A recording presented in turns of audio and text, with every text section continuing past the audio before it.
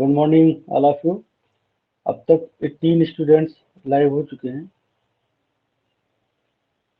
आज हम लोग बेटे ना यूनिट नंबर 8 को फिनिश करेंगे। ये आपके सिलेबस की सेकंड सबसे छोटी यूनिट है, second smallest unit of the whole syllabus. आज शायद ये समाप्त भी हो जाए और एक दो दिन में यूनिट नंबर 9 भी समाप्त हो जाएगी, क्योंकि ये दोनों यूनिटें बहुत ही छोटी हैं, बहुत मिनिमम पॉइंट्स हैं चैप्टर से।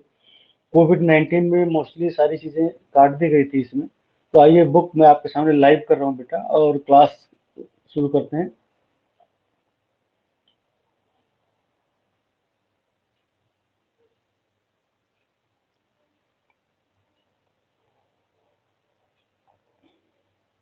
सभी बच्चे अपना vaccination certificate concerning group leader को अपडेट करवाएं। ध्यान रखें, लापरवाही ना करें। जिनकी दिक्कत होगी उनको मंडे को कॉल करेंगे फिर।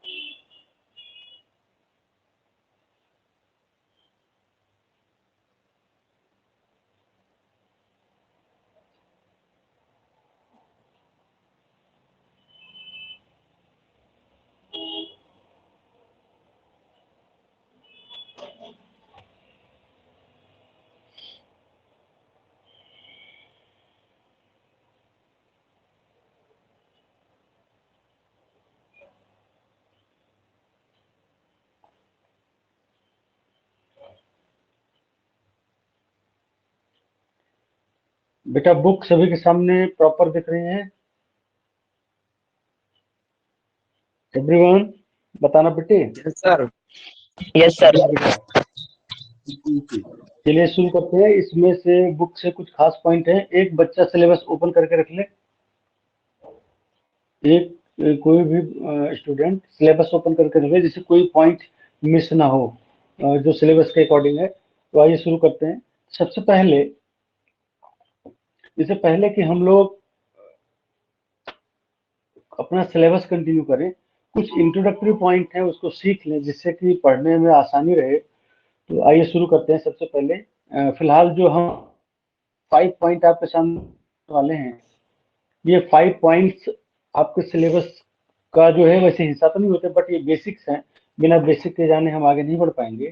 तो आइए शुरू करते हैं। तो unit number 8 is your thermodynamics. सबसे पहले क्वेश्चन यही रेज हो गया कि थर्मोडायनेमिक्स क्या होती है। What do you mean by thermodynamics? Then thermodynamics is the branch of physics which deals with the study of transformation of heat into other form of energy. It means thermodynamics की बेटा हिंदी होती है ऊष्मागतिकी।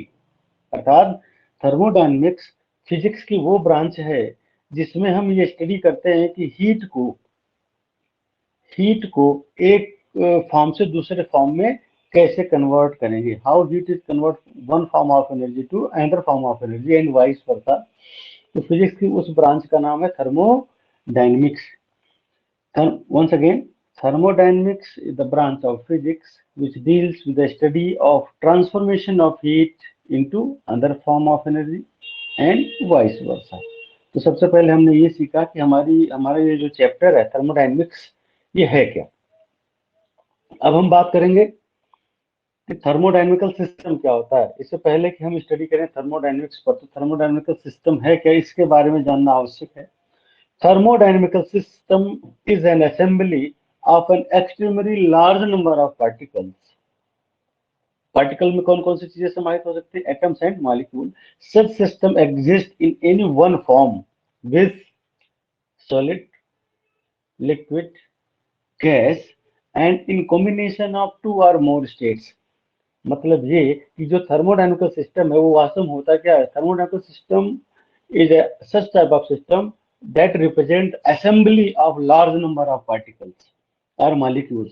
Example के form में जैसे हम solid state ले लेते हैं, लिक्विड स्टेट ले लेते हैं। लिक्विड स्टेट में आपका वाटर आ गया, गैसियस स्टेट में आप कोई भी पर्टिकुलर गैस ले लें, या कॉम्बिनेशन ऑफ गैस भी शामिल हो सकता है। जैसे वाटर है, वाटर का फॉर्मेशन होता है हाइड्रोजन से और ऑक्सीजन से, हाइड्रोजन भी गैस होती है, ऑक्सीजन भी गैस होता है। अगर दोनों एक सर्टेन रेशियो में मिलाए जाते हैं, like that H2O we get water. तो ये जैसे हम पानी की, केवल पानी की बात करते हैं, वाटर की बात करते हैं, वो हमारे थर्मोडाइनमिकल सिस्टम को रिप्रेजेंट करता है। अगला हमारा बेटा पॉइंट आता है, the third point is that is thermodynamical equilibrium. Equilibrium की कंडीशन क्या होती है? एक्विलिब्रियम की हिंदी होती है साम्यावस्था। मतलब जिस पर्टिकुलर चीज पर आप बात करें उसमें बैलेंसिंग होना बहुत जरूरी है, एक्विलिब्रियम स्टेट आनी बहुत जरूरी है। तो थर्मोडाइनमिकल सिस्टम को हम डिफाइन कैसे करेंगे? इससे पहले हमको डिफाइन करना है थर्मोडाइनमिकल एक्विलिब्रियम। थर्मोडाइनमिकल सिस्टम, कोई भी थर्मोडाइनमिकल सिस्टम होगा वो एक्विलिब्रियम कंडीशन में तब माना जाएगा, जरा ध्यान दीजिएगा, कब माना जाएगा? जब वो समय के साथ साथ उस पर्टिकुलर सिस्टम में कोई बदलाव ना हो। It means thermodynamical equilibrium is thermodynamical system is said to be in thermodynamical equilibrium when macroscopic variable, जो हमारे मेजर वेरिएबल होते हैं, दो वेरिएबल होते हैं बेटे, मैक्रोस्कोपिक एंड माइक्रोस्कोपिक। माइक्रो का अर्थ है that particular variable which is less than or nearly equal to 10⁻⁻⁶ order, यानी कि ऐसे वेरिएबल जो 10⁻⁻⁶ के ऑर्डर के होते हैं उन्हें माइक्रो बोला जाता है। माइक्रो वो होते हैं जो बड़े होते हैं, जिनको हम इजिली आंखों से भी मेजर कर सकते हैं। When macroscopic variable like pressure, temperature, volume, mass and composition etc. that characterizes the system do not change with time, यानी कि समय के साथ साथ अगर कोई एक्सटर्नल एजेंसी एक्ट नहीं करती तो उसमें कोई बदलाव नहीं होता। तो इसको हम बोलेंगे थर्मोडाइनमिकल एक्विलिब्रियम। तो पहले हमने सीखा थर्मोडाइनमिक्स क्या होती है, फिर हमने सीखा थर्मोडाइनमिकल सिस्टम क्या होता है, after that thermodynamical equilibrium. Now last 2 points. अब हम कुछ वॉल्स की बात करेंगे। जैसे हम गैस को रखते हैं तो उनको हम किसी पर्टिकुलर सिस्टम में पैक करते हैं, तो वो पैकिंग जो वॉल होती है वो कैसी होती है, उनके बारे में चर्चा होगी। Then there are 2 types of wall, one is adiabatic wall, another is diathermal wall. वैसे वॉल और भी होती हैं, वॉल्स और भी होती हैं, उसको उस पर हमें ध्यान रखना। कुछ बच्चे ग्रुप पर लगातार भी मैसेजेस कर रहे हैं और क्लास पे ध्यान नहीं दे रहे हैं, क्लास नहीं पता कि क्लास भी रन कर रही है। नाउ एडियाबेटिक वॉल क्या होता है, जरा देखते हैं। Adiabatic wall is basically insulating wall. Adiabatic wall is an insulating wall that does not allow of heat energy from one gas to another gas। यानी कि एक ऐसी वॉल जिसमें हम दो गैसेस को पैक कर दें तो वो वॉल किसी भी सूरत में एनर्जी को एक वॉल से एक वॉल उस वॉल को क्रॉस करने नहीं देती, सीधी सी बात है। डायथर्मल वॉल क्या होता है? Diathermal wall is a conducting wall. जो डायथर्मल वॉल होती है वो हमारी कंडक्टिंग वॉल होती है, which allow the heat energy to flow from one gas to another gas. यानी जो डायथर्मल वॉल होती है वो ऐसी वॉल होती है जो एनर्जी को एक प्लेस से दूसरे प्लेस पर जाने में वो बीच में उसमें ब्रेक डाउन नहीं करती, उसे हम एडियाबेटिक वॉल कहते हैं। तो सॉरी डायथर्मल वॉल कहते हैं। तो डायथर्मल वॉल और एडियाबेटिक वॉल इसी से रिलेट करता हुआ अब हमारा सिलेबस बेटा शुरू हो रहा है। That is first point of our syllabus is zeroth law of thermodynamics. This law is also said to be concept of temperature. तो आइए सबसे महत्वपूर्ण लॉ देखते हैं, बहुत धमाकेदार लॉ है, आइए इसके बारे में चर्चा करते हैं।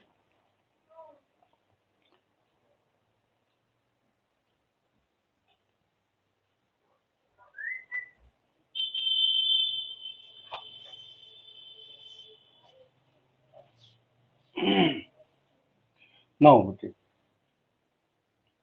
you can see this particular diagram. आप इस डायग्राम पर फोकस करें, जिसे मैंने सर्कल किया हुआ है। इस डायग्राम में बेटा नोट करें, there are 2 types of wall, we are taking 3 gases. हमने यहाँ पर बेटा 3 गैसेस ली हैं। The gas number 1 A, gas number 2 is B. These 2 gases are separated by adiabatic wall. ये जो हमने सिस्टम लिया है ये एडियाबेटिक सिस्टम है। इसमें आप भली भांति जानते हैं, क्योंकि ये जो मैंने वॉल ली है ये एडियाबेटिक वॉल है, तो ए से बी की तरफ या बी से ए की तरफ हीट का कोई फ्लो नहीं होगा, हीट एनर्जी का कोई फ्लो नहीं होगा। अब हमने इसी सिस्टम के द्वारा एक अनदर सिस्टम ले लिया, gaseous system, that one our C, and C is combined with diathermal wall. आप ये वाल जो देख रहे हैं बेटे, वो कैसी वाल है? डायाथर्मल वाल है। डायाथर्मल वाल की प्रॉपर्टी आप भली भांति जानते हैं, the heat is transfer from C to A और A to C, and also from C to B and from B to C. समझ में आया ना बेटे? बताइए, किसी बच्चे को कोई चीज अगर इसमें ना समझ में, चूंकि बहुत इंपॉर्टेंट लॉ है। सर हाँ बेटा बोलो। सर एक बार रिपीट कर दो। हाँ रिपीट, आगे रिपीटेशन ले लेते हैं। हमने बोला कि हमने गैसेस सिस्टम लिया। कैसे गैसीय सिस्टम लिया? हमने एक गैसीय सिस्टम लिया ए, दूसरा गैसीय सिस्टम क्या लिया? हमने लिया बी। इन दोनों गैसीय सिस्टम को, जो हमारे थर्मोडायनामिकल सिस्टम थे, इसको मैंने एक वॉल के थ्रू सेपरेट कर दिया। देखिए मैंने आपके सामने एक वॉल को डिजाइन कर दिया है। ये वॉल कैसी है? This wall is adiabatic. कैसे वॉल है ये? एडियाबेटिक है, जो यहाँ पे दिखाई गई है। इसके बाद इसके ऊपर मैंने एक वॉल और लगा दी, और ये वॉल कैसी है? डायाथर्मल वॉल है। डायाथर्मल वॉल की प्रॉपर्टी आप जानते हैं कि हीट वो ट्रांसफर करने को परमिशन दे देता है। और यहाँ पर मैंने एक तीसरा थर्मोडायनामिकल सिस्टम भर दिया, सी, यानी कि ए में भी गैसेस है, ए गैस है, बी भी गैस है और सी भी गैस है। लेकिन ए और बी एडियाबेटिक वॉल से सेपरेटेड है, तथा ए बी कंबाइंडली डायथर्मल वॉल से सेपरेटेड। इसका मतलब ये हुआ कि ए से हीट सी की ओर जा सकती है, या सी से हीट ए की ओर आ सकती है। पहली बात तो ये हो गई। दूसरा, बी से हीट भी सी की तरफ जा सकती है, और सी से हीट भी कहाँ की तरफ आ सकती है? बी की तरफ आ सकती है। ठीक बात। लेकिन क्योंकि ए सी बी सी, या सी ए या सी बी, क्योंकि डायथर्मल वाल से सेपरेटेड है, इसलिए कुछ समय के पश्चात ये दोनों क्या होंगे? इनके टेम्परेचर सेम हो जाएंगे। जो सी का टेम्परेचर है वही ए का हो जाएगा, जो सी का टेम्परेचर है वही बी का भी टेम्परेचर हो जाएगा। लेकिन ए की तरफ से कोई हीट बी की तरफ नहीं जाएगी, और बी से भी कोई हीट ए की तरफ नहीं आएगी। इसका मतलब क्या है? इसका मतलब यह है कि ये हमारी जो वॉल है ये एडियाबेटिक वॉल है। अब हम इसके बारे में अगर और गहराई से जाने, तो जैसे कि अभी तक हमने देखा कि ए से हीट ट्रांसफर हो सकती है बी की सी की तरफ, बी से भी जा सकती है सी की तरफ, सी से भी आ सकती है ए की बी की तरफ, सी से भी आ सकती है ए की तरफ। लेकिन ए से नहीं जा सकती बी की तरफ, और बी से भी नहीं जा सकती ए की तरफ। ये ऐसे हमने सिस्टम को डिजाइन किया by using adiabatic wall and diathermal wall. तो जीरोथ लॉ बेटा क्या कहता है? जीरोथ लॉ कहता है कि यदि ए और बी एडियाबेटिक वॉल से सेपरेटेड है, और ए और बी एक ही साथ सी के साथ डायथर्मल वॉल से सेपरेटेड है, तो जाहिर सी बात है ए सी और बी सी आपस में थर्मल इक्विलिब्रियम में तो होंगे ही होंगे। लेकिन फिर भी यहाँ पर ए और बी भी आपस में थर्मल इक्विलिब्रियम में होंगे, क्योंकि ए थर्मल इक्विलिब्रियम है सी के, बी थर्मल इक्विलिब्रियम है सी से, तो ए और बी भी आपस में इक्विलिब्रियम कंडीशन में होंगे। इसी को हम कहते हैं zeroth law of thermodynamics. Listen carefully. According to zeroth law of thermodynamics, when temperature, when thermodynamical system A and B are separately equilibrium with third system C, then system A and B are in also thermal equilibrium with each other, and that is represented in your figure. अब आप बताइए, अगर किसी बच्चे को zeroth law ना समझ में आया हो तो पुनः पूछे, क्योंकि बहुत इंपॉर्टेंट लॉ है। एनीवन बेटा, किसी को अगर समझ, हाँ, और किसी बेटे को, बच्चा, किसी बच्चे को आगे बढ़े, आइए आगे सर बढ़ते हैं। हाँ हाँ, आगे बेटा जो हमारा सिस्टम चल रहा है, इसमें थर्मोडायनेमिकल प्रोसेस थोड़ा सा हम सीख लेते हैं, क्योंकि ये भी थोड़ा आवश्यक है। वैसे ये नहीं दिया हुआ है। सिलेबस खोल लिया ना बेटा आपने, किसी बच्चे ने? का सिलेबस में देखिए, पहला पॉइंट हो गया। आपके पास बुक अवेलेबल है, बुक में देखिए।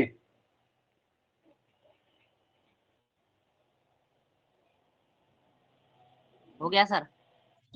गुड। आइए अब आगे हम बात करते हैं thermodynamical process, there are 4 type of thermodynamical process. ये बहुत इंपॉर्टेंट है, 1 नंबर में आ सकता है, this is the concept for 1 marks. तो सबसे पहले सीखते हैं thermodynamical process. Thermodynamical process is said to be take place when some change occurs in the state of thermodynamical system. It means thermodynamical process वो process है जिसमें कोई ना कोई thermodynamical system में कोई ना कोई change हो, प्रेशर में चेंज हो, टेम्परेचर में चेंज हो, मतलब कुछ ना कुछ चेंज हो, एंट्रोपी में चेंज हो, कुछ एंथैल्पी में चेंज हो, वॉल्यूम में चेंज हो, हीट आ रही हो, हीट जा रही हो। अगर किसी भी थर्मोडायनेमिकल सिस्टम में अगर कोई कोई चेंज होता है तो हम इसे बोलेंगे there is a thermodynamical process. वहां पर कोई ना कोई थर्मोडायनेमिकल प्रोसेस हो रहा है। तो थर्मोडायनेमिकल प्रोसेस किस प्रकार से हो सकता है? तो दे आर 4 टाइप्स। जो थर्मोडायनेमिकल प्रोसेस होंगे वो केवल 4 प्रकार से होंगे। पहला, आइसोथर्मल प्रोसेस। देखो नाम से बेटा, नाम से मेमोराइज करने का प्रयास करें। थर्मोडायनेमिकल प्रोसेस क्या होगा? देखो आइसोथर्मल, आइसो का मतलब होता है कॉन्स्टेंसी, कांस्टेंट वैल्यू। थर्मल का मतलब होता है ऊष्मा, ऊष्मा का रिलेट करेगा हीट से।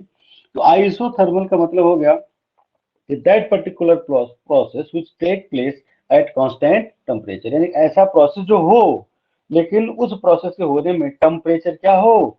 आइसो हो, समान हो, एक समान हो, टेम्परेचर में कोई बदलाव ना हो, तो उसको हम बोलेंगे आइसोथर्मल प्रोसेस। क्या बोलेंगे बेटा? आइसोथर्मल क्या प्रोसेस। बोलेंगे? हाँ, Isothermal अरे ईश्वर process. जी, हाँ, गुड गुड गुड। आइए, आइसोथर्मल प्रोसेस, तो पहला पॉइंट बेटा हो जाता है that process which occur at constant temperature is called isothermal process. In similar pattern आपका एडियाबेटिक प्रोसेस, अभी अभी आपको अभी भी हम लोगों ने सीखा है एडियाबेटिक वॉल। तो एडियाबेटिक वॉल में आपने देखा तो वो इंसुलेटिंग वॉल होती थी। इंसुलेटर की वो प्रॉपर्टी होती है, वो ना हीट को अपने अंदर आने देता है और ना अंदर वाली हीट को बाहर जाने देता है। तो वही चीज यहाँ पर है एडियाबेटिक प्रोसेस में। Adiabatic process is that process in which no heat enters or leaves the thermodynamical system during the change। यानी कि एडियाबेटिक प्रोसेस एक ऐसा प्रोसेस है जिसमें कोई हीट ना तो अंदर आ सकती है थर्मोडायनेमिकल सिस्टम में और ना ही थर्मोडायनेमिकल सिस्टम से कोई हीट बाहर जा सकती है।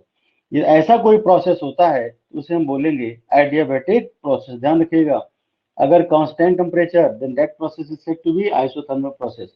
If any thermodynamical process take place, if there is no heat enter or leave the system, then that process is said to be adiabatic process. Now, third point is your isobaric process। ये कौन सा process है, आइए इसके बारे में सीखते हैं। आइसो माने एक समान। अगर हम बार की बात करते हैं, bar is the unit of pressure. तो आइसो बार मतलब ऐसा प्रोसेस जो हो लेकिन उसमें प्रेशर में कोई बदलाव ना हो, यानी कि कांस्टेंट प्रेशर पर वो प्रोसेस हो। तो आइसोबारिक प्रोसेस क्या बनेगा बेटा? Isobaric process is that process which occurs at constant pressure। और लास्ट वन है बेटा आपका आइसोकोरिक और isovolumic process. Such type of process which occur at constant volume, ऐसा प्रोसेस जो हो लेकिन उस प्रोसेस में आपका वॉल्यूम क्या हो? कांस्टेंट हो। एक बार इसे पुनः ले लेते हैं बेटे। Isothermal process is that process which occur at constant temperature. Adiabatic process is that process which occur in which no heat enter or leave to the thermodynamical system. Isobaric process is the process which occur at constant pressure. And isochoric or isovolumic process is that process which occur at constant volume। तो ये खास करके 4 बातें थी। अगर किसी बच्चे को ना समझ में आई हो तो बेटा फिर बताइए आप कि ये प्रोसेस मेरे समझ में नहीं आया। Anyone out of 24 student which are live at that time, बताओ बेटे। ओके, अब हम आगे बढ़ेंगे और देखते हैं हमारा अगला कंसेप्ट इसमें क्या है। इंडिकेटर और पीवी डायग्राम, चलिए इसको भी थोड़ा सा सीख ही लेते हैं, वैसे सिलेबस में नहीं है बेटा। That diagram which are represented by pressure and volume। pressure, P stand for pressure and V stand for volume।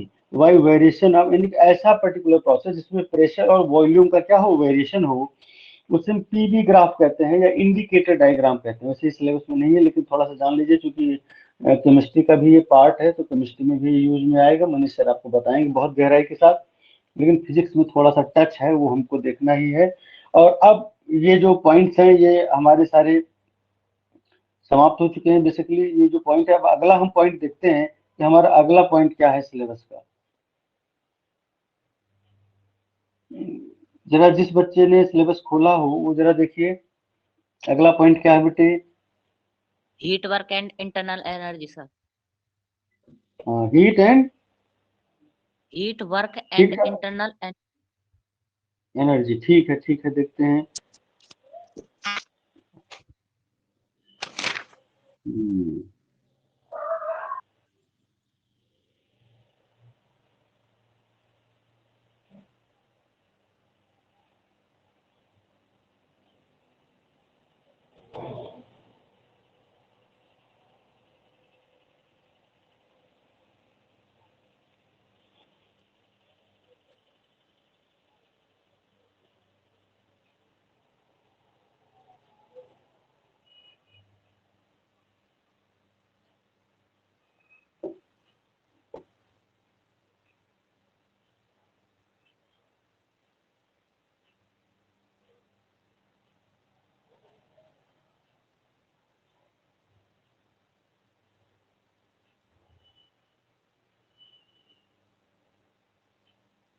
Internal energy है ना बेटे। तो आइए देखिए, इंटरनल एनर्जी को मैंने यहाँ पर नोट्स में दिया हुआ है, नोट्स जरा नीचे देखिए। और आइसोथर्मल और आइडियाबैटिक में थोड़ा सा हम एक एक्स्ट्रा कर लेंगे, थोड़ा सा जरूरी भी है। और ये जो पॉइंट नंबर 9 आपके सामने डिस्प्ले में आ रहा है, this point number 9 is very very important for competition point of view. तो थोड़ा सा बेटा इसे देख लेंगे।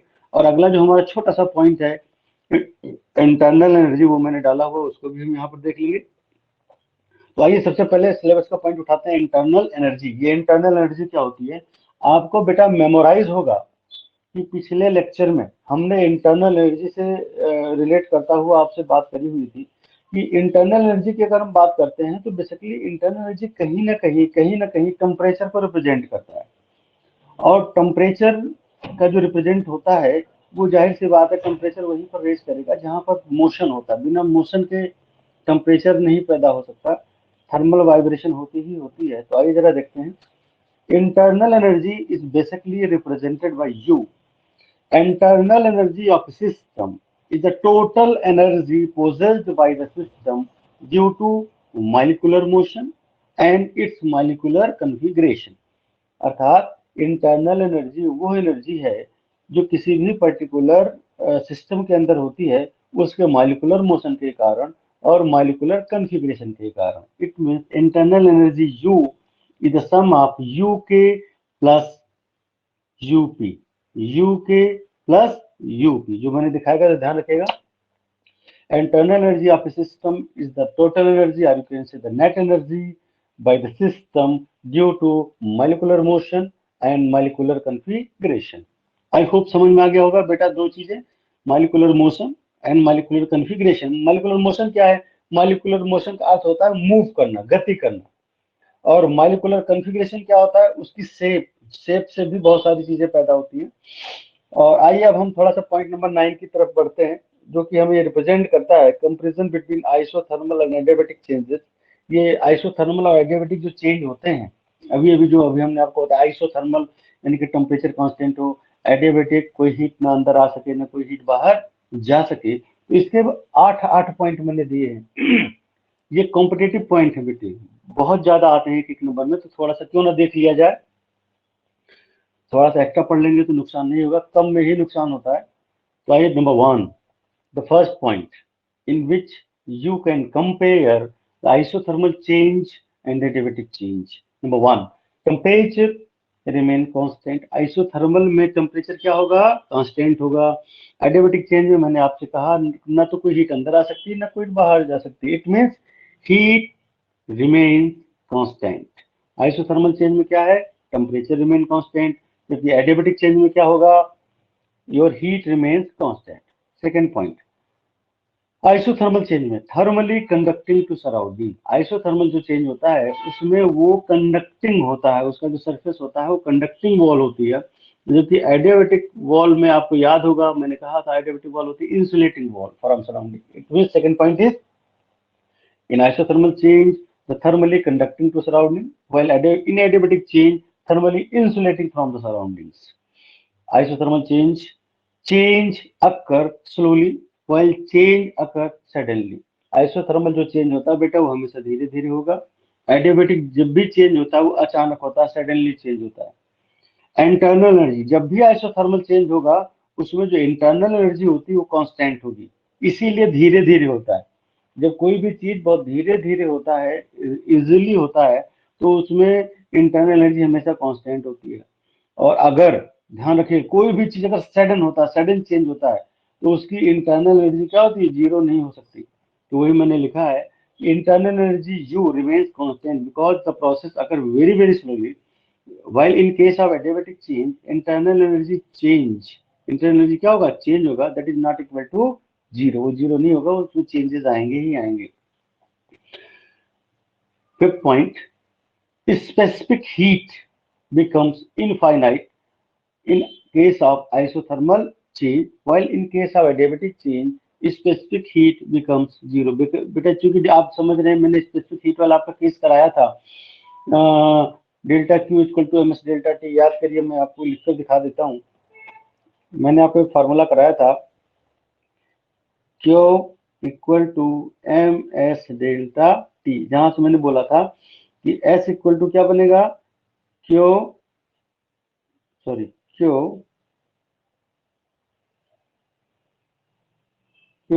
Upon M delta T. अब जरा यहाँ से देखें, अब सिंपल सा बात, इसी फार्मूले से देखें जो फार्मूला मैंने आपको कराया था पिछले दिन। Specific heat here represented by C, but here हमने उसको सी में दिखाया है, तो कोई बात नहीं, सी और एस एक जैसे ही मैंने लिए हुए हैं। अगर हम आइसोथर्मल की बात करते हैं तो टेम्परेचर रिमेन कांस्टेंट होगा, टेम्परेचर रिमेन कांस्टेंट होगा, तो ये क्या हो जाएगा, सी या S equal to Q upon zero that represent infinity, वो इन्फिनिटी को रिप्रेजेंट करता है। अगर डेल्टा क्यू क्या है आपका, जीरो है। दूसरा केस लीजिए, C equal to S equal to क्या था, Q upon M delta T. अब सिचुएशन ये है क्यू हमारा क्या हो गया, zero, then zero upon something equal to zero, ये केस है, इसीलिए आपका वो सारा चीज आपके सामने है। It means that one is the point number 5 to represent a specific heat becomes infinite and specific heat becomes zero। वो सारी चीजें आपको बताई जा चुकी हैं। जो 6 पॉइंट है ये इस बार हमारे सिलेबस में नहीं है, लेकिन मैंने पीछे नोट्स में जो आपके पॉइंट थे 7th 8 6 7th 8 जो हमने नहीं सीखे वो पॉइंट के पार्ट है, लेकिन जान लीजिए अगर आइसोथर्मल चेंज है ना बेटे तो इक्वेशन हमारा बनता है, equation of isothermal change is PV equal to constant. But अगर एडियाबेटिक चेंज है then equation of adiabatic change is PV gamma equal to constant. यहाँ पर जो गामा है ना, गामा क्या होता है, gamma is the ratio of CP by CV. CP आप जानते हैं specific heat at constant pressure, CV भी आप जानते हैं specific heat at constant volume. अभी पिछले लेक्चर में हम लोगों ने सीखा था CP upon CV, the ratio of CP upon CV is constancy and that is your gamma. Now slope of isothermal curve, अगर हम आइसोथर्मल कर्व बनाएंगे तो उस केस में जो हमारा बेटा इक्वेशन था वो था dp by dt equal to minus P by V. Similar अगर स्लोप ऑफ एडियाबेटिक कर्व होता था, आप पीछे देख भी सकते हैं यदि आपकी इच्छा हो, वो सारा चीज मैंने डिस्क्राइब करा हुआ है। Slope of adiabatic curve dp by dt equal to minus gamma p by v। Point number 8, coefficient of isothermal elasticity ei is your p, but in case of adiabatic elasticity ea equal to gamma t। अगर आप दोनों में proper differentiation करें point number 6 7 8 में, तो आप जरा देखिए आइसोथर्मल और एडियाबेटिक में केवल रिलेशन सब एक जैसे हैं, केवल गामा एक्स्ट्रा आया हुआ है, उसी गामा के ऊपर ही सारा बेस होता है।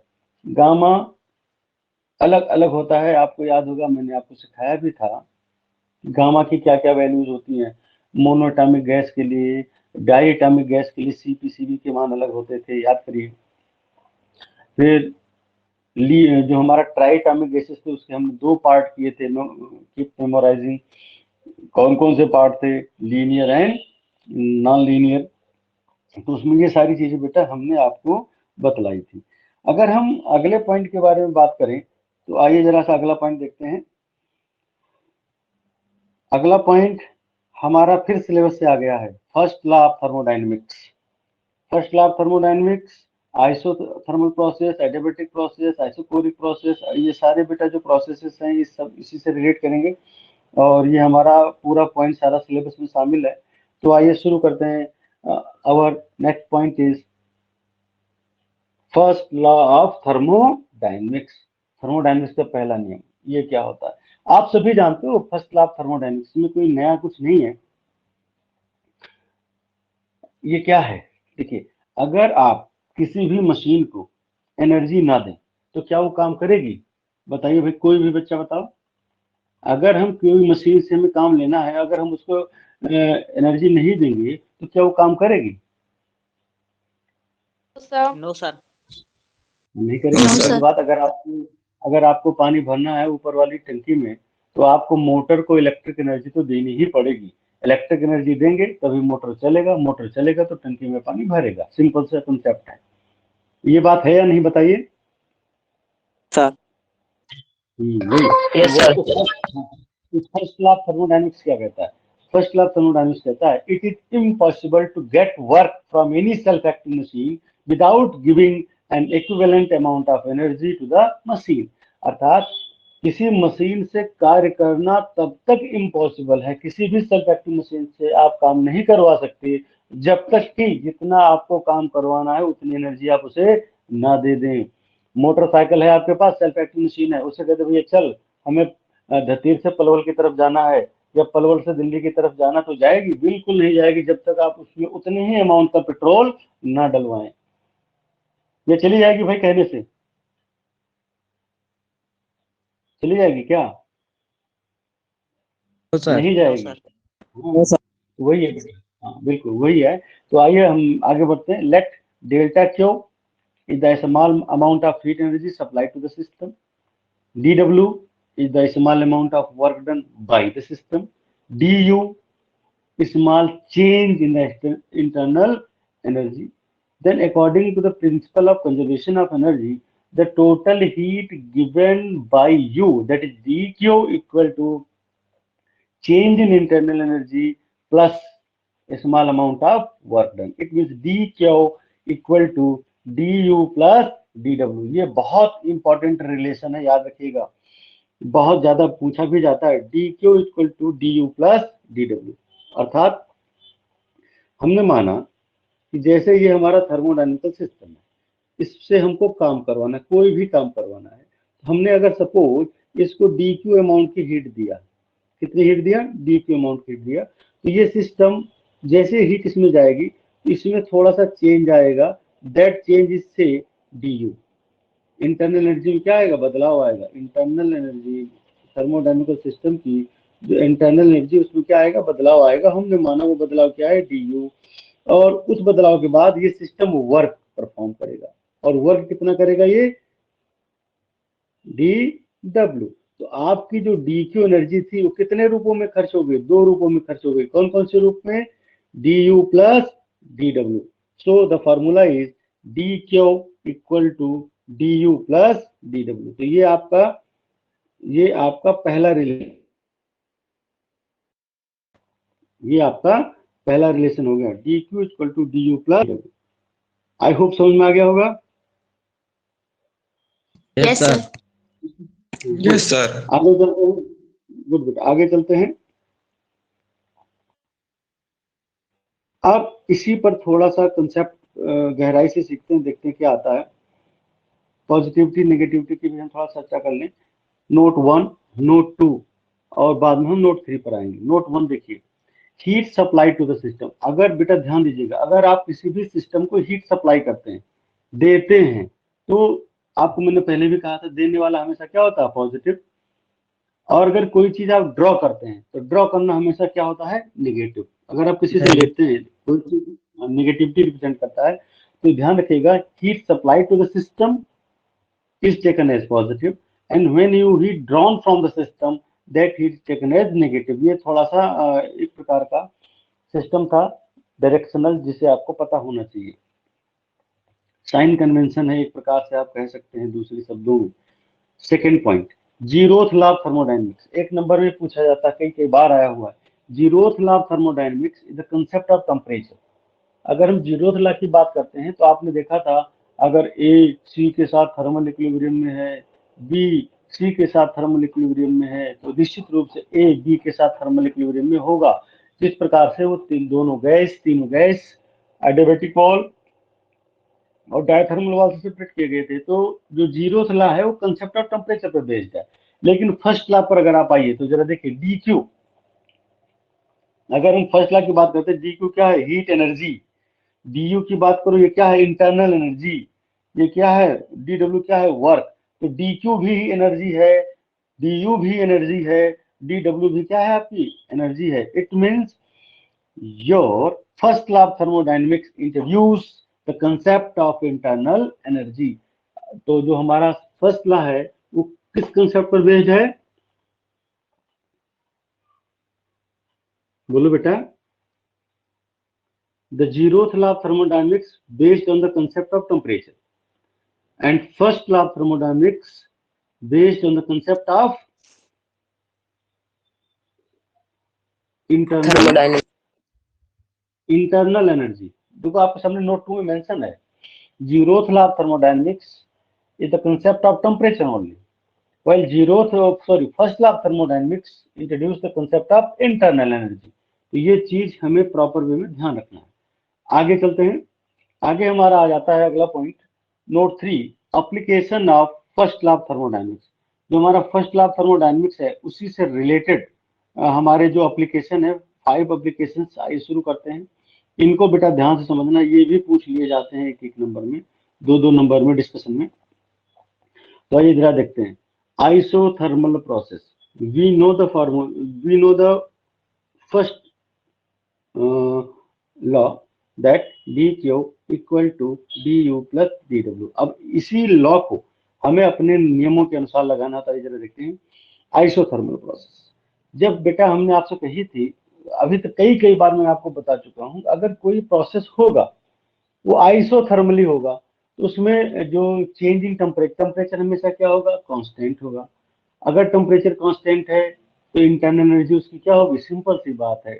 टेम्परेचर अगर कांस्टेंट है तो इंटरनल एनर्जी क्या हो जाती है, जीरो हो जाती है। तो फर्स्ट लॉ क्या कहता है, अगर इंटरनल एनर्जी आपकी जीरो हो गई, ये देखिए हमारे पास है D Q equal to D U plus D W according to first point isothermal process.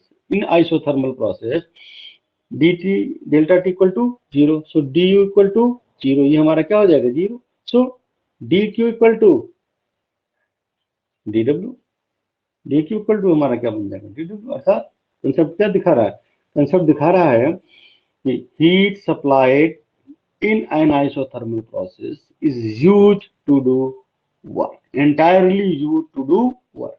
यानी कि अगर आइसोथर्मल प्रोसेस है तो जो आप हीट दे रहे हो ना वो सारी की सारी हीट वर्क में कन्वर्ट हो जाएगी। यानी सबसे अच्छा प्रोसेस होता है आइसोथर्मल प्रोसेस।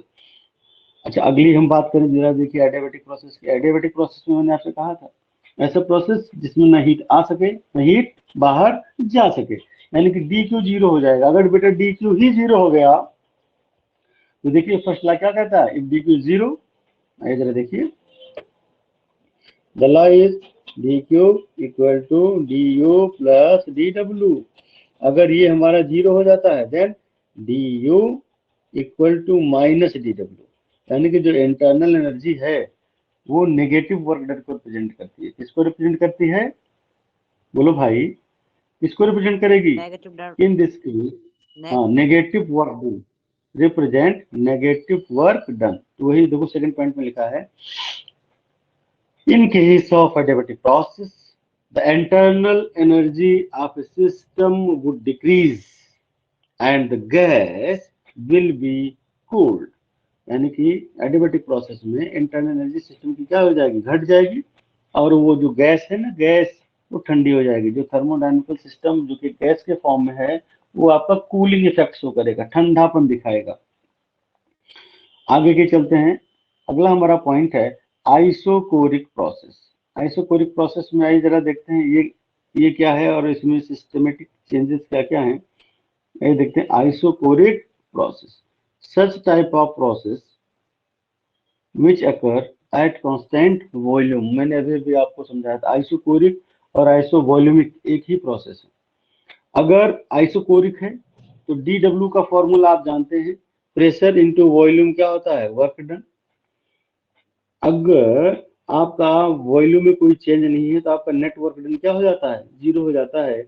और ऐसी सूरत में जो हीट आप सिस्टम को सप्लाई करते हैं वो हीट कंप्लीटली उसकी इंटरनल एनर्जी में स्टोर हो जाती है, अर्थात heat absorb by the system at constant volume, its internal energy increased by the same amount and vice versa.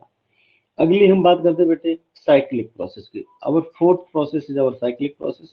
Cyclic process में आप सभी बच्चे जानते हो कि साइक्लिक प्रोसेस तभी एक कंप्लीट प्रोसेस माना जाता है अगर हम ए पॉइंट से चलें और जर्नी करते हुए फिर हम ए पॉइंट पर ही पहुंच जाए, तभी हमारी साइकिल क्या होती है, कंप्लीट होती है। और अगर साइक्लिक प्रोसेस है, अगर साइक्लिक प्रोसेस है तो जहां से हम चलते हैं वहीं पर पहुंच जाते हैं, अर्थात इंटरनल एनर्जी में कोई चेंज नहीं होगा।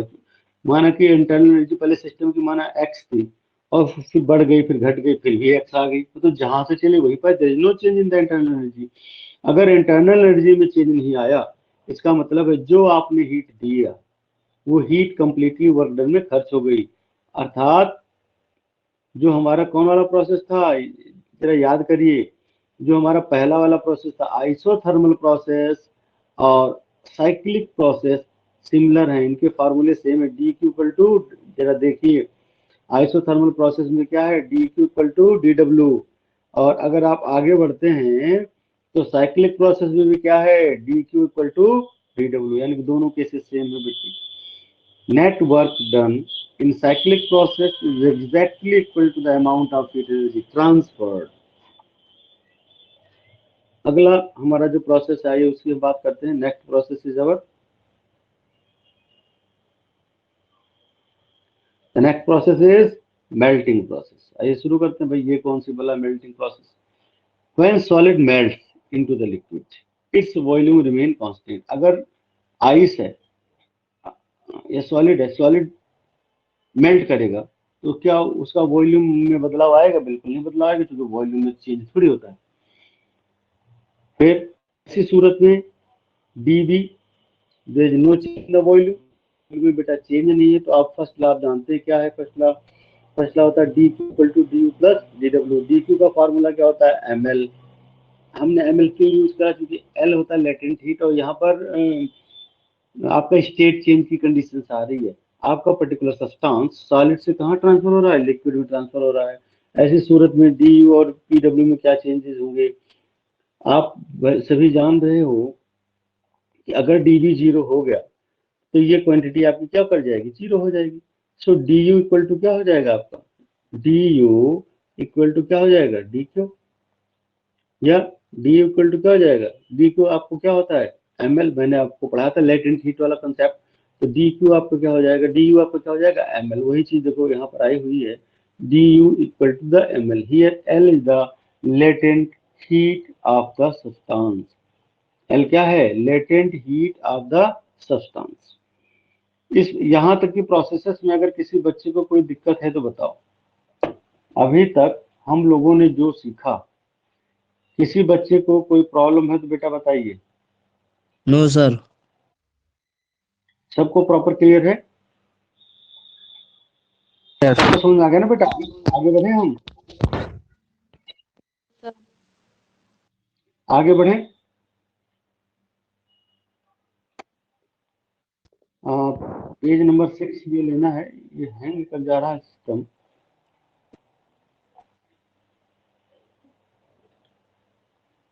आज इस चैप्टर को हम फिनिश करेंगे। जरा बताइए कितने ग्रुप लीडर जुड़े हुए हैं आज, अभी मैंने चेक नहीं करा। सभी मोस्टली जुड़े हैं, 6 के 6 जुड़े हुए हैं, या कोई अमृता अमृता जुड़ी हुई है? बताइए बेटा, अमृता ग्रुप में जुड़ी हुई है या नहीं अभी लेक्चर में? ग्रुप लीडर 1 तो कल्पना है। कल्पना हो गई।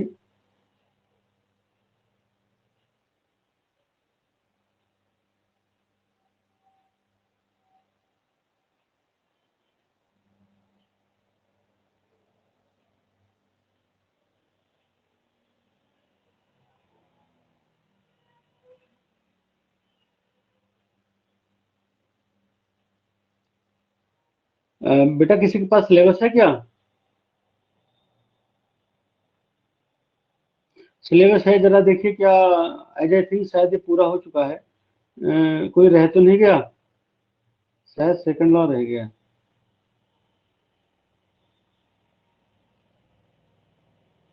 बेटा जितने बच्चे जुड़े हैं, आप जरा सिलेबस खोलिए, पहला पहला पेज।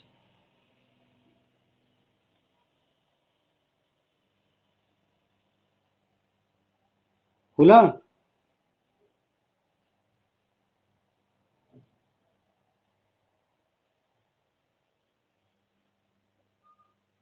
अर्चना बुक है आप पर? अर्चना सर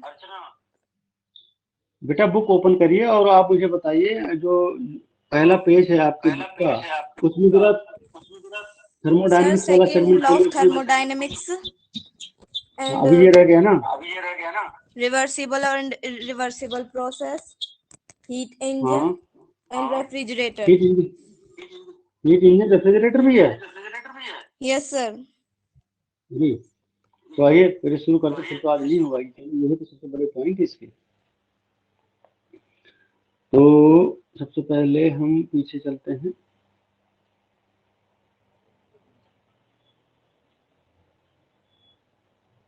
ये आ जाता है हीट इंजन।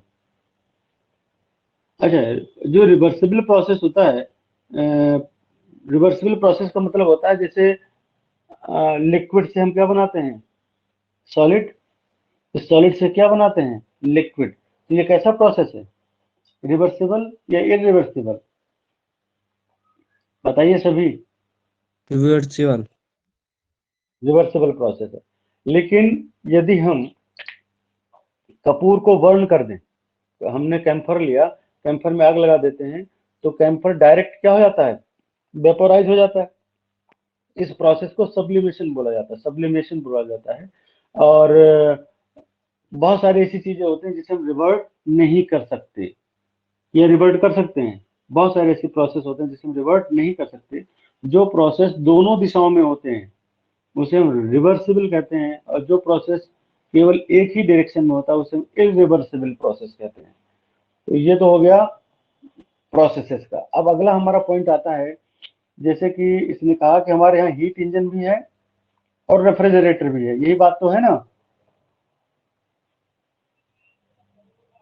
अर्चना? यही था ना? सर हाँ, तो आइए दोनों हीट इंजन से शुरू करते हैं। हीट इंजन क्या है?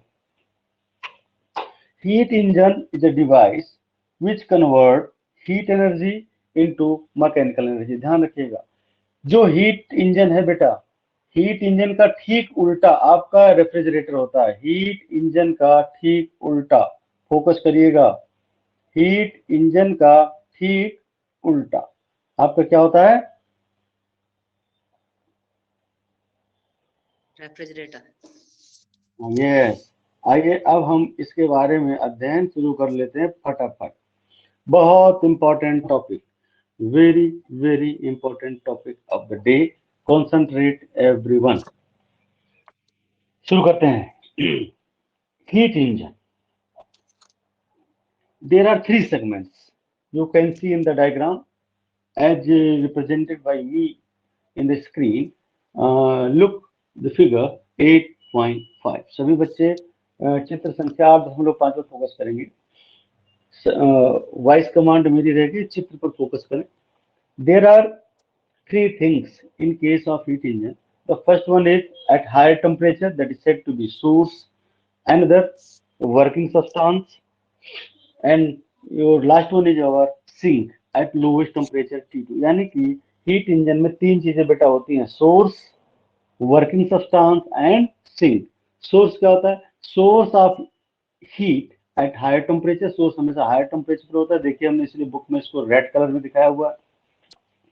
Sink is at lower temperature, वो काफी कम टेम्परेचर पर होता है, उसको हमने देखिए T2 दिखाया हुआ है। तो ये होते क्या है, इसके बारे में हम चर्चा करते हैं। जरा देखिए, इससे पहले कि हम इसको गहराई में सीखें, हम लोग प्रैक्टिकली थोड़ा सा बात कर लेते हैं। आपने पुराने समय में सुना होगा स्टीम इंजन के बारे में, कि भाप के इंजन होते थे, ठीक है? सुना है ना बेटे? Yes. अच्छा बताइए, भाप के इंजन का आविष्कार किसने किया था? Who invented steam engine? Anyone know the name of the physicist who invented steam engine? किसी बच्चे को याद है क्या? बताओ बेटा। Anyone memorise? नहीं याद है, चलिए मैं बता देता हूँ। James Watt. किसने? जेम्स वाट थे। हाँ, जिन्होंने केतली, बैठे थे केतली देख रहे थे, घर में केतली रखी हुई थी, नीचे आग लगी हुई थी और उसका ढक्कन बार बार उठ रहा था, गिर रहा था। उन्होंने कहा यार स्टीम में इतनी पावर है कि केतली के ढक्कन को उठा देता है। तो उसी से जुड़कर उन्होंने बड़ी मेहनत करी और अंततः वो स्टीम इंजन बनाने में उनको सफलता प्राप्त हुई। और स्टीम इंजन आपने देखा भी था, पुराने समय में खूब स्टीम इंजन चलते थे।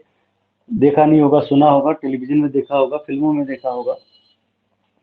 तो इन स्टीम इंजन, अगर हम स्टीम इंजन की बात करते हैं, in steam engine, steam act as a working substance. Steam engine में स्टीम जो होता है आपको वर्किंग सब्सटेंस होता है। चलिए आज के दौर में आ जाते हैं। आज के दौर में आपने डीजल इंजन खूब देखे हैं, पेट्रोल इंजन खूब देखे हैं। सबके घरों में एक एक पेट्रोल इंजन खड़ा हुआ होगा। मोटरसाइकिल तो सबके यहाँ मिनिमम होगी ही होगी, है या नहीं भाई? पेट्रोल इंजन सबके पास है कि नहीं? Sir. हाँ, सबके पास है। तो आइए डीजल इंजन और हम पेट्रोल इंजन की बात करते हैं। अगर हम डीजल इंजन की बात करते हैं तो डीजल इंजन में there is a mixture of fuel vapour and air. अगर डीजल इंजन की बात करिए, पेट्रोल इंजन की बात करिए या आप सीएनजी इंजन की बात करिए, there is a mixture of fuel vapour and air act as a working substance. ध्यान रखिएगा, स्टीम इंजन में स्टीम हमारा वर्किंग सब्सटेंस था। डीजल इंजन में मिक्सचर ऑफ फ्यूल वेपर, किसका? डीजल का vapour plus air. Petrol engine में petrol का वेपर प्लस एयर। सीएनजी में CNG plus air is act as a working substance. I hope समझ में आ गया होगा आपके। वर्किंग सब्सटेंस क्लियर हो गया ना बेटे? Yes, sir. रिप्लाई।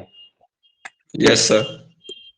हाँ, सभी बच्चे बेटा सक्रिय सहभागिता दिखाएं, माइक को अनम्यूट करें। कोई पूछा जाता है तो बताएं, हाँ या ना का जवाब दें, जिससे कि पढ़ने में मजा आती रहे।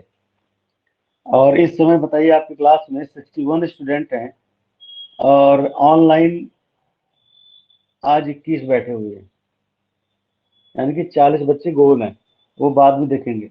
और अभी मैंने चेक किया था, कल के लेक्चर में केवल 3 जो बच्चे प्रेजेंट थे वो तो प्रेजेंट थे, बाकी के 3 बच्चों ने केवल व्यू लिया है बस लेक्चर का। कितनी गलत बात है। आप, मैं तो इतनी मेहनत करता हूँ कि हमारे बच्चे किसी पॉइंट से पीछे ना रहे, लेकिन लापरवाही हो रही कहीं ना कहीं।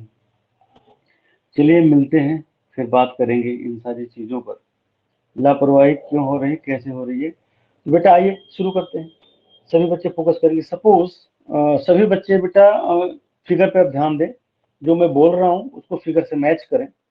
Suppose Q1 is the amount of heat absorbed by working substance at temperature T1। हमने ये बोला कि सपोज Q1 वो हीट है जो कि वर्किंग सब्सटेंस लेता है। किससे लेगा? सोर्स से लेगा। ऑब्वियसली सोर्स लेगा तभी वर्किंग सब्सटेंस काम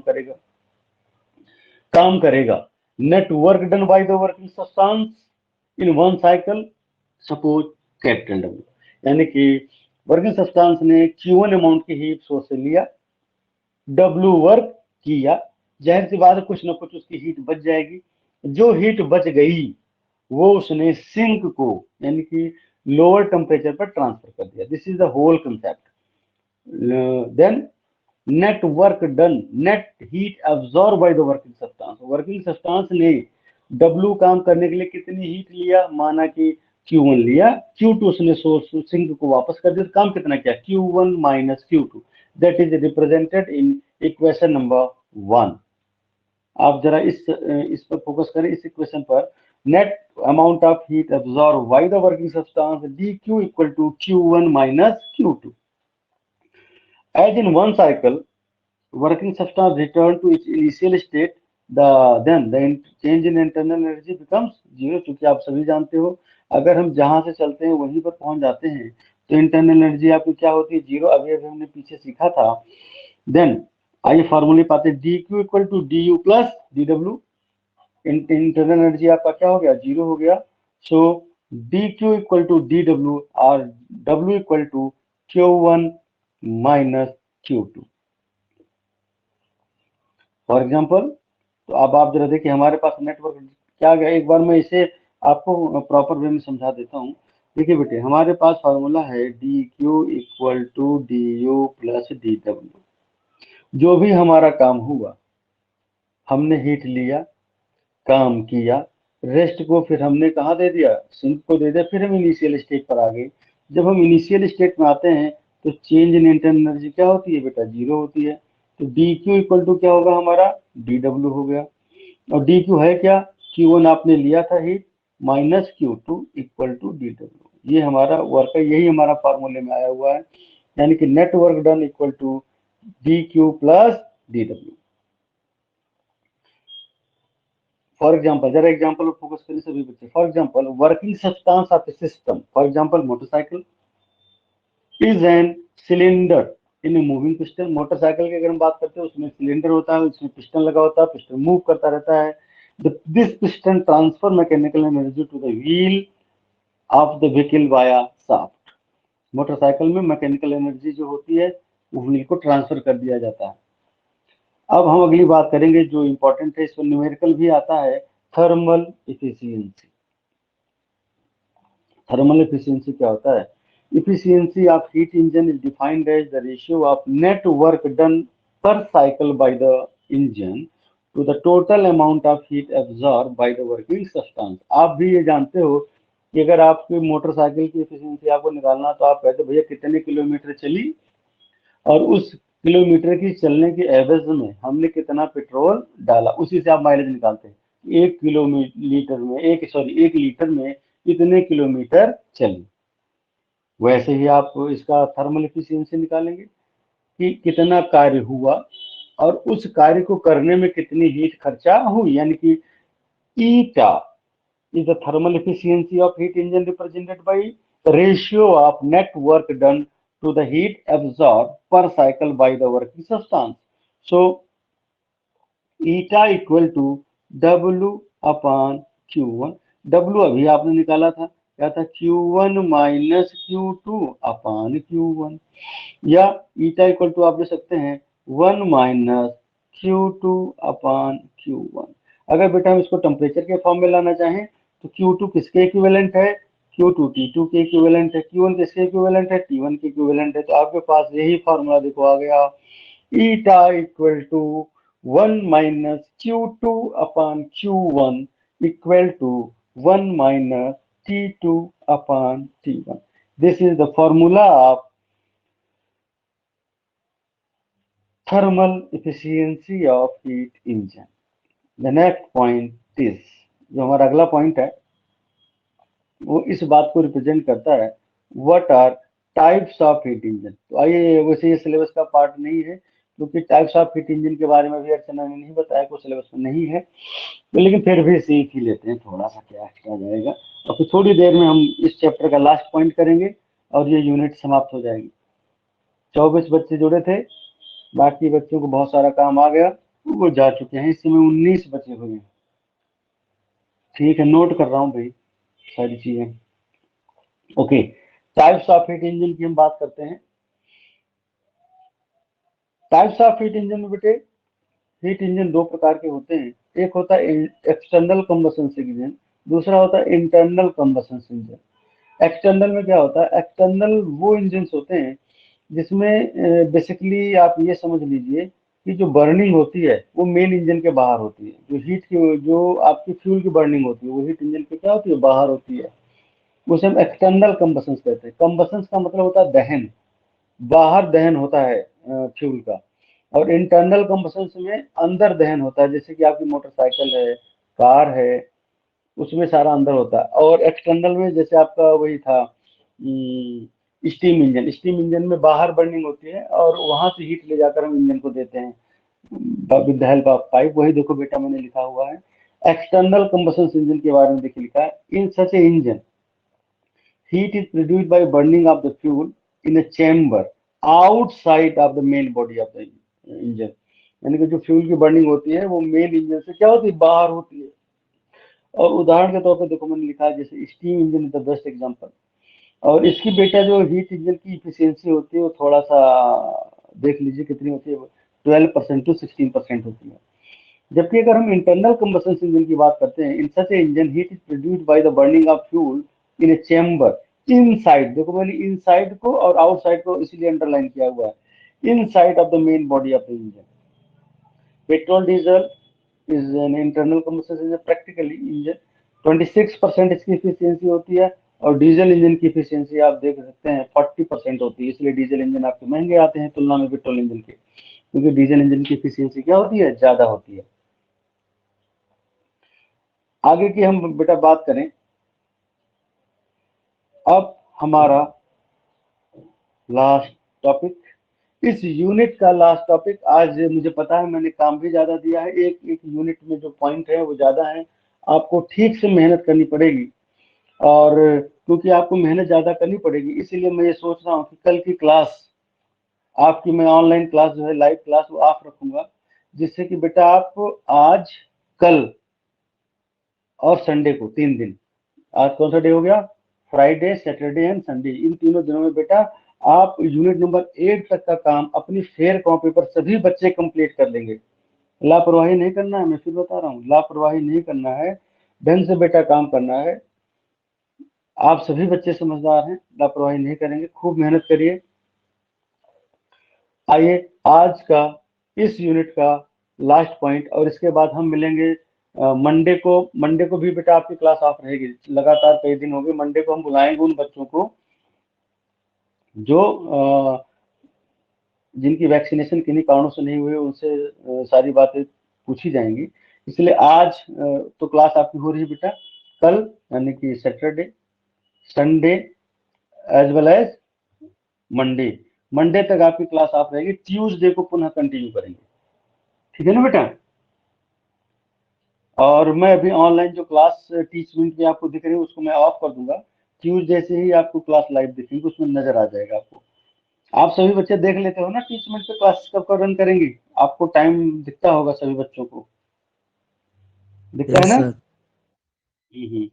तो आइए बेटा आज का लास्ट पॉइंट, इस यूनिट का भी last point, principle of refrigerator और heat pump. Principle of refrigerator और हीट पंप, ये क्या होता है, हीट पंप। मैंने इसको क्यों बोला हीट पंप, इसलिए बोला कि ये करता क्या है, हीट को खींचता है और बाहर डालता है।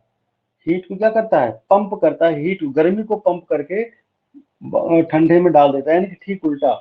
आपने हीट इंजन में देखा था, ध्यान से सुनिए, कि आपने हीट को सोर्स से लिया था, फिर वर्किंग सब्सटेंस ने डब्ल्यू काम किया था, और जो हीट बच गई थी वो उसने सिंक को रिजेक्ट कर दिया था। यही तो सीखा था ना हमने उसमें। अब हम उल्टा काम करेंगे प्रिंसिपल ऑफ रेफ्रिजरेटर में। A device which is used for cooling things, a device which is used for cooling things called refrigerator और हीट पंप। यानी कि वो पर्टिकुलर डिवाइस जो हीट को क्या करता है, बोलिए, हीट पंप क्या है, वो पर्टिकुलर डिवाइस जो हीट को पंप करता है, हीट को पंप करता है और दूसरी प्लेस पर उसको डाल देता है, उसे हम क्या कहते हैं, हीट पंप। एक बार पुनः इंजन से हम शुरुआत करेंगे। अगर हम हीट इंजन की बात करते हैं तो हीट इंजन में आपने देखा कि आपने Q1 अमाउंट की हीट लिया और उस Q1 अमाउंट की हीट को आपने कहाँ डाला था, वर्क किया, और वर्क करने के बाद आपने उस बची हीट को आपने कहाँ पर डाला, सोर्स में डाला। लेकिन यहाँ पर मामला ठीक उल्टा चलेगा। यहाँ पर हमने हीट को सिंक से लेना है और सोर्स में डालना है, यानी कि उल्टी गंगा बहानी है। उल्टी गंगा बहाने के लिए हमें एक्स्ट्रा वर्क करना पड़ता है, और आज हम उसी एक्स्ट्रा वर्क की बात करेंगे। और ये टॉपिक काफी महत्वपूर्ण है, इसलिए इसको हमें और ज्यादा ध्यान से समझना है। आइए शुरू करते हैं। हीट पंप, ये आ गया। शुरुआत करते हैं आपके सामने, कंसेप्ट ऑफ हीट पंप। देखिए, वहां पर सोर्स हमने ऊपर लिया था, यहाँ पर सोर्स मैंने क्या ले लिया है, नीचे। वहां पर सिंक नीचे था, यहाँ पर सिंक मैंने ले लिया बेटा ऊपर। बस सिर्फ इतना ही चेंज है। वहां पर हीट लेकर हम काम करते थे, यहाँ पर अब उल्टा हो गया। यहाँ पर वर्किंग सब्सटेंस के प्लेस में मैंने इलेक्ट्रिक मोटर लगाया। आपने फ्रिज में देखा होगा, नीचे कंप्रेसर लगा रहता है। तो पहले आप इलेक्ट्रिसिटी दबाते हैं तो कंप्रेसर काम करता है वर्किंग सब्सटेंस पर। फिर वो वर्किंग सब्सटेंस सिंक से हीट को लेता है, यानी कि सब्जियां या फ्रूट्स जो आपने फ्रिज के अंदर रखे होते हैं वो सिंक होता है। फ्रिज का जो अंदर का पार्ट है, जहां पर आप मटेरियल रखते हैं, वो सिंक है। और जहां पर फ्रिज रखी होती है बाहर, जिस रूम में रखी होती है, वो बाहर वाला जो पार्ट होता है वो सोर्स कहलाता है। यानी कि फ्रिज के अंदर का पार्ट जहां पर आप सामान रखते हैं, that is said to be sink. और जहां पर फ्रिज रखा होता है बाहर का पार्ट, जहां पर हीट फ्रिज रिलीज करता है, उसे हम क्या कहते हैं, सोर्स। तो आइए जरा शुरू करते हैं। बहुत ध्यान से एक एक लाइन देखिए। Here, the sink is at temperature T2 and reject larger amount of heat Q1 with the help of external energy to the source at high temperature T1 as shown in the figure. What are the process taken? इसमें कौन कौन से process होते हैं, तो आइए जरा देखते हैं। इन चारों प्रोसेस को बड़े गौर से हमें समझना, बहुत ध्यान से समझना। पहला प्रोसेस, सबसे पहले, sudden expansion of gas from high pressure to low pressure, resulting cooling of the gas and converted into vapour liquid mixture. कहने का अर्थ ये होगा, आपने देखा होगा कि जैसे आप फ्रिज को ऑन करते हैं वैसे कंप्रेसर आपका रन करता है। कंप्रेसर में गैस हाई प्रेशर पर बेटा भरी होती है, बहुत हाई प्रेशर पर गैस होती है। वो हाई प्रेशर की गैस फ्रिज के अंदर छोड़ दी जाती है। जैसे ही फ्रिज के अंदर छोड़ते हैं, वो गैस बहुत तेजी के साथ एक्सपैंड कर जाती है। और मैंने आपको कहा था कि अगर किसी गैस को अचानक एक्सपेंशन मिलता है तो वो क्या करता है, कूल हो जाता है, याद करिए। और अगर कहीं पर गर्मी है, वहां पे अचानक कूलिंग होती है, तो वहां पर वाटर वेपर फॉर्म हो जाते हैं। क्या फॉर्म हो जाते हैं, वाटर वेपर। तो वही चीज मैंने लिखा है, sudden expansion of gas from high pressure to low pressure, resulting cooling of the gas and converted into vapour liquid mixture. भाप और पानी का एक वहां पर मिक्सचर क्रिएट होता है। एक मिनट बेटा।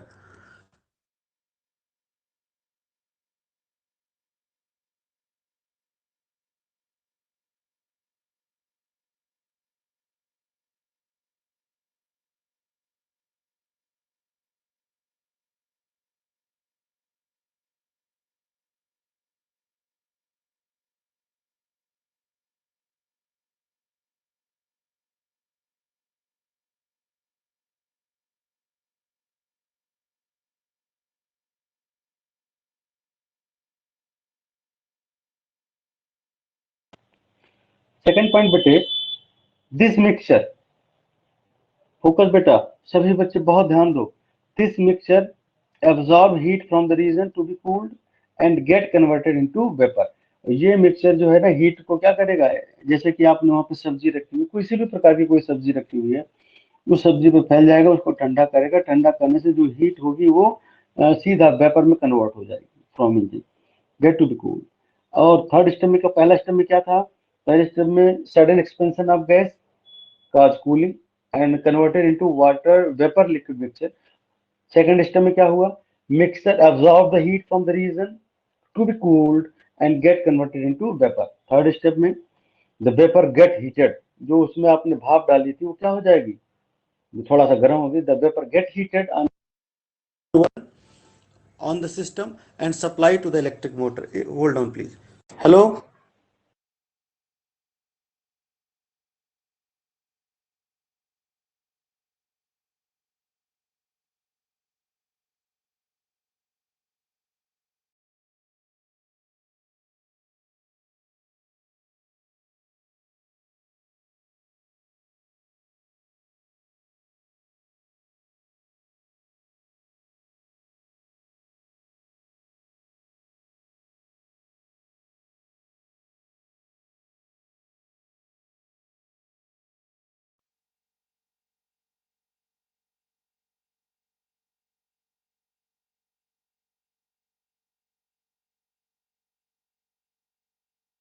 हाँ बेटा, इसके बाद क्या हुआ, the heated vapour the release heat to the surrounding and bringing to it initial state and complete one cycle. और अगले स्टेप में जो हीटेड वेपर है वो सराउंडिंग में रिलीज कर दिया जाता है और इस प्रकार से फ्रिज के अंदर रखा हुआ सब्सटेंस ठंडा हो जाता है.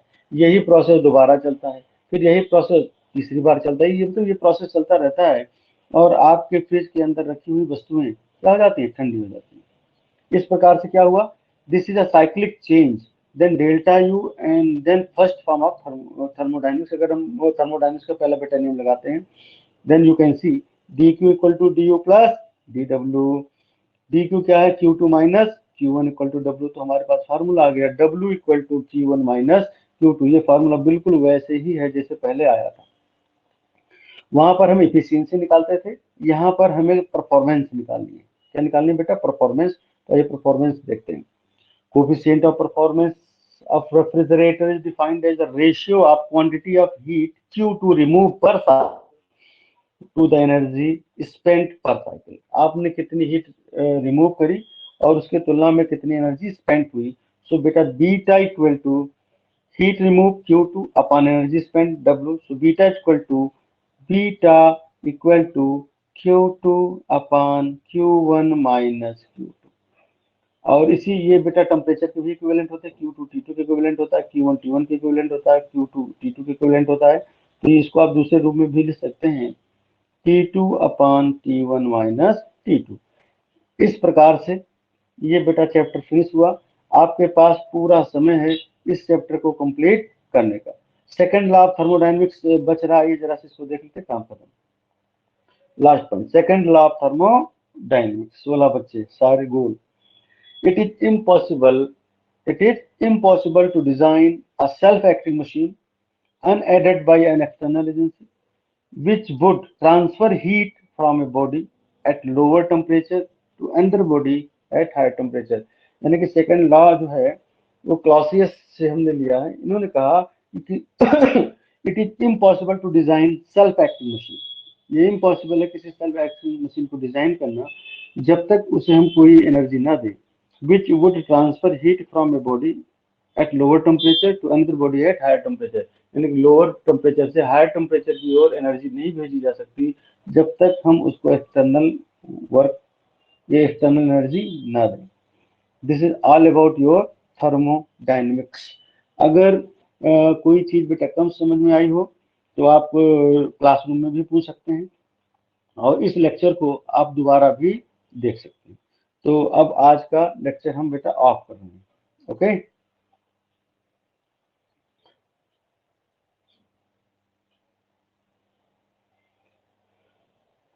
Now bye bye everyone.